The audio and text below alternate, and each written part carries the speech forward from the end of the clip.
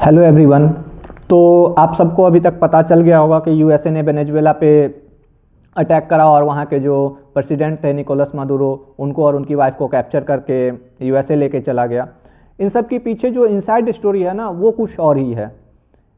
ये जो अभी यूएसए का कहना है कि वो ड्रग्स के वेनेजुएला जो है वो ड्रग्स का सप्लायर था, ऐसा वैसा ऐसा कुछ भी नहीं है। क्योंकि वेनेजुएला के पास जो है ना वो 18% क्रूड का जो है पूरे वर्ल्ड का वो 18% वेनेजुएला के पास है, जिस पे यूएसए कंट्रोल करना चाहता है। यूएसए का जो मोटिव है वो है कि पेट्रो डॉलर इक्विजिशन।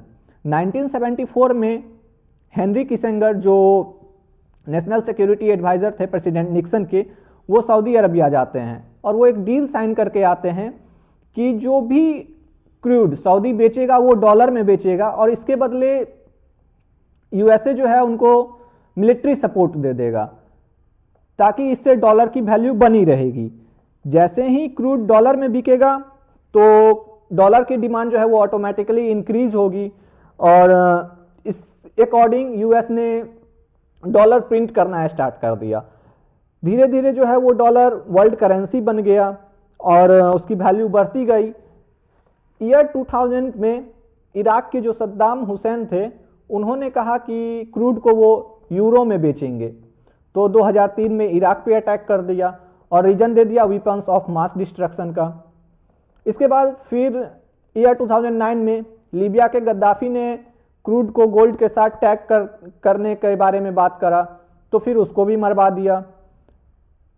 अब ईयर 2026 में प्रेसिडेंट निकोलस मादुरो को कैप्चर कर लिया, क्योंकि मादुरो का कहना था कि वो चाइना से युआन में डील करेगा, रसिया से रूबेल में डील करेगा और सबसे मेन रीजन कि वो वेनेजुएला जो है वो ब्रिक्स का जो है वो मेंबर बनना चाहता था। ब्रिक्स आप सबको पता है, ब्राजील, रसिया, इंडिया, चाइना, साउथ अफ्रीका, और वेनेजुएला के आने के बाद ब्रिक्स और स्ट्रांग हो जाता।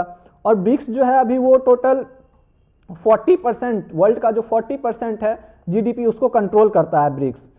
तो ये सब देख के कहीं ना कहीं यूएसए को ऐसा डर लग रहा था कि वेनेजुएला के आने के बाद डॉलर की वैल्यू जो है वो कम हो जाएगी। तो इन शॉर्ट हम बात करें ना तो ये जो अभी अमेरिका ने किया है, इन सब के पीछे सबसे मेन मकसद है डॉलर को प्रोटेक्ट करना। क्योंकि डॉलर का प्रोटेक्शन, डॉलर अगर कम होगा तो यूएसए की बादशाहत ऑटोमेटिक खत्म हो जाएगी। क्योंकि डॉलर की वैल्यू कम जैसे ही होगी यूएसए की जो ताकत है वो खुद ब खुद नीचे आ जाएगी। Thank you.